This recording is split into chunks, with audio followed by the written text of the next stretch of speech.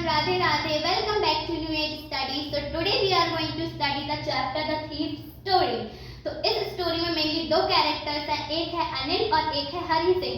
जो अनिल है वो 25 साल का है और वो काफ़ी ज़्यादा दयालु, काइंड और ऑनेस्ट है।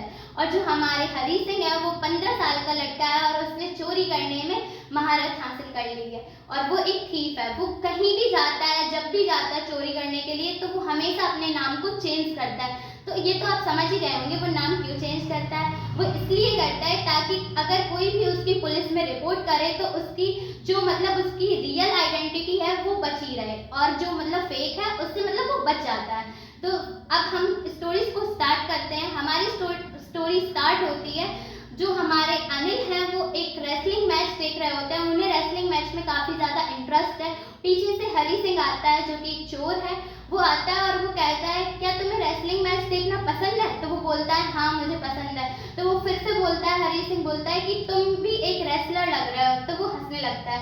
फिर वो रिप्लाई देता है, हरी सिंह को बोलता है कि तुम भी एक रेसलर लग रहे हो। तो हरी सिंह मन ही मन सोचता है कि मैं तो इतना दुबला पतला हूँ और मैं कहाँ से ही रेसलर लग रहा हूँ इसको सॉरी। तो फिर वो बोलता है ऐसे और फिर वो हंसने लगता है मन ही मन। और वो फिर हरी सिंह होता है, वो सोचता है कि मुझे तो इससे दोस्ती करनी है, तो मुझे इससे मक्खन लगाना होगा। ऐसा होता नहीं है, हम जब दोस्ती स्टार्ट करते हैं तो हम थोड़ी बहुत मक्खन लगाते हैं दोस्तों को, चिकनी चुपड़ी बातों में ऐसे फंसा देते हैं। तो फिर ऐसे वो बात करता है।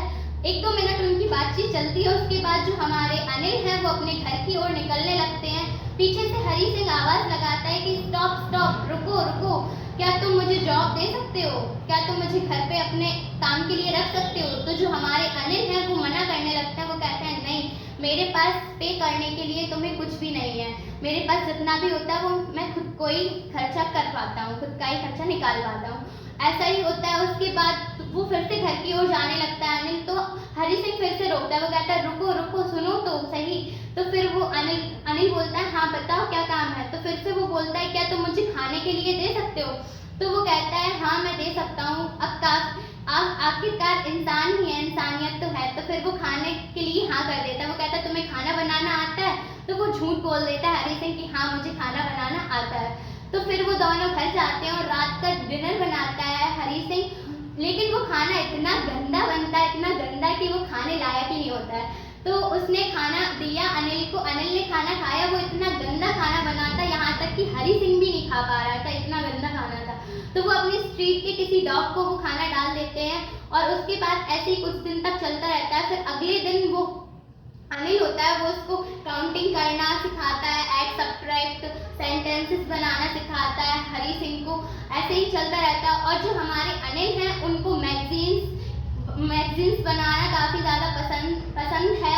कि वो अपनी मैगजीन्स अपलोड करते रहते हैं। वो एक राइटर है, राइटर हैं और उन्हें पसंद भी है लिखना।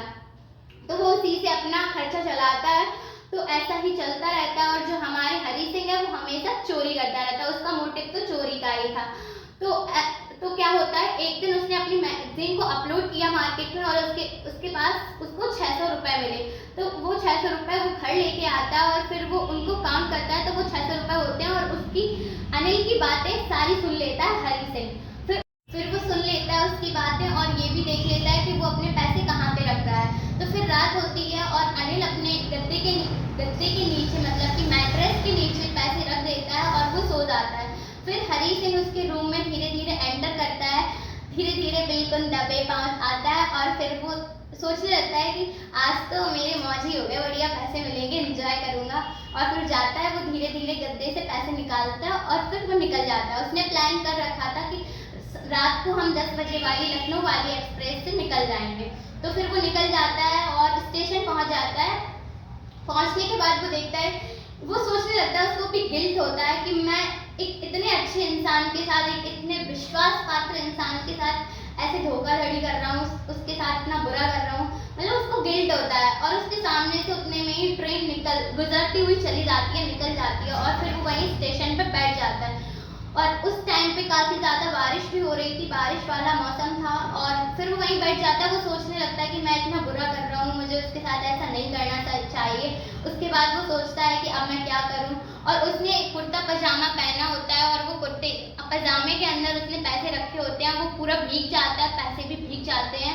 उसके उसके बाद वो सोचता है कि चलो कुछ नहीं होता तो अब घर ही चलते हैं। फिर वो आधी रात में घर वापस आता है और दोबारा से पैसे उसी जगह रख देता है जहाँ पे उसने अनिल ने रखे थे। वो पैसे रखने के बाद वो जहाँ पे सोता था वो वहीं पे चला जाता है दोबारा से और सो जाता है। फिर मॉर्निंग होती है। मॉर्निंग में अनिल उसका वेट करता है कि ये चाय ला रहा होगा, लेकिन वो चाय नहीं लाया और उसने उठ के खुद से ही चाय बना ली, अपने लिए भी और हरी सिंह के लिए भी। फिर हरी सिंह उठता है और फिर वो देखता है कि अनिल ने तो चाय बना ली है। फिर वो दोनों चाय पीते हैं। उसके बाद जो अनिल है वो उसको पैसे देता है, 50 रुपए देता है हरी सिंह को कि ये लो, मैं तुम्हें पैसे नहीं दे पाया करता था, लेकिन अब आपसे मैं तुम्हें थोड़े बहुत पैसे दिया करूँगा। तो वो पैसे ऐसे देने लगता है। लेकिन बीच में मैं भूल गई हूँ बताना, बीच में वो मतलब कि मार्केट वगैरह जाया करता था, उसको जो भी पैसे दिया करता था अनिल, तो वो उसमें से कुछ पैसे सेव कर लिया करता था, एक दो रुपए से बचा लिया करता था।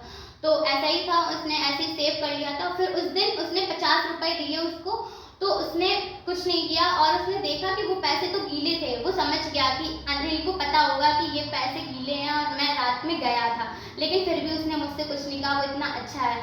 तो यहाँ पे हमारा चैप्टर एंड होता है और इसके चैप्टर का कंक्लूजन ये है कि अगर हम किसी अच्छे लोगों के साथ बैठते हैं, अच्छे लोगों के साथ बातचीत करते हैं, तो हम भी अच्छे हो जाते हैं। हमारे जितने भी गंदी आदतें, गंदे गुण हैं, वो सब मिट जाते हैं। और हमें एजुकेशन भी कितनी ज़रूरी है वो तो हमने देखा है। वो सोचता भी है कि अगर मैं पढ़ लेता, वो मुझे पढ़ाता भी था, अगर मैं पढ़ लेता तो मैं खुद से पैसे कमा सकता था और खुद से जॉब करके बढ़िया से अपनी लाइफ को एंजॉय कर लेता था। ऐसा ही होता है। और फिर हमें ये भी सीख मिलती है, अगर हम दूसरे लोगों के साथ अच्छा करते हैं, उनके साथ उनके बारे में अच्छा सोचते हैं, पॉजिटिव सोचते हैं, तो हमारे साथ भी भगवान अच्छा करता है। Thank you, bye.